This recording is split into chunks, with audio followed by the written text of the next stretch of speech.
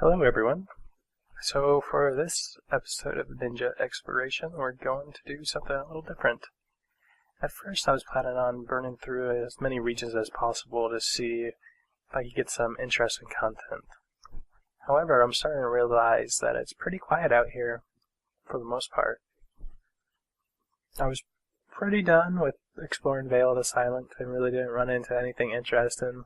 The most interesting thing that happened is that I started to see people local for once, and I started to freak out because I had a pretty good loot pile going, so I, had to go anchor my can, but that was the most interesting thing that happened in Vale of the Silent. So I was like wondering, what could I do that would generate some interesting content? And what I decided to do was, initially I didn't want to show the hacking minigame because I thought it was pretty boring overall. But I thought maybe if I were to, show me hacking 75 cans and, speed it up to, 500% playback speed, maybe that might be a little interesting. And so that's what's going on here. This is 75 hacking attempts. Minigame I do find pretty boring, so I'm not going to show it very often during this video series, but I think it's still at least interesting to show it so you get an idea of what the game is like and what kind of loot is in the cans, which you'll see in the bottom right. And just give you some tips on the minigame itself. Now, there's been several people that did document, good strategy, or pretty much the only strategy for the minigame, and so that's been covered pretty well. So I'm just going to cover two basic tips I have. And the first thing you really need to realize, it took me a little, it's kind of embarrassing for me to admit, this did take me a while to finally realize this, but if your virus strength is equal to or greater than the remaining hit points on the defensive module, then you don't take any damage for that final attack. So, pretty straightforward, but that does give you an interesting decision to make when it comes to some of the utility modules. The one I'm specifically thinking about is it's the one that lets you essentially get 2 free attacks. So for 2 attacks, you won't sustain any damage.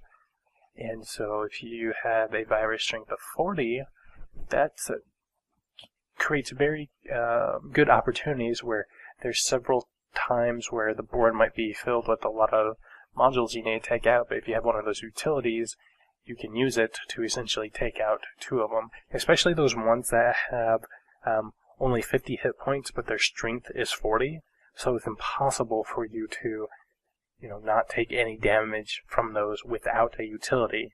But if you get one of those utilities and you have 2 of those 50-40s on the board, you can take out 2 of those 50-40s at no cost. So that's pretty convenient. The other thing that I'm really starting to realize after I've done so many of these hacking attempts is that those stupid data caches, I have yet to really have them help me. Worst case, they completely screw you because you get virus suppressors out of them, or a lot of restoration nodes, or that's worst case I've had out of those. Best case scenario I've had out of those is that, I have a pretty crappy board position. I've cleared out everything I can on the board. There's a ton of defensive modules. Not really sure where I need to go because it's a pain to figure out where the rest of the board is. What do you have left to uncover when there's nothing but defensive modules on the board? So the best scenario I've had with those data caches is that it just delayed the inevitable failure of the board. Maybe I got to clear 1 or 2 modules off the board with good rolls on the caches, but I've never had those data caches save a bad board. So I'm thinking best scenario is just to ignore the caches, and if you get a bad board, just kill it.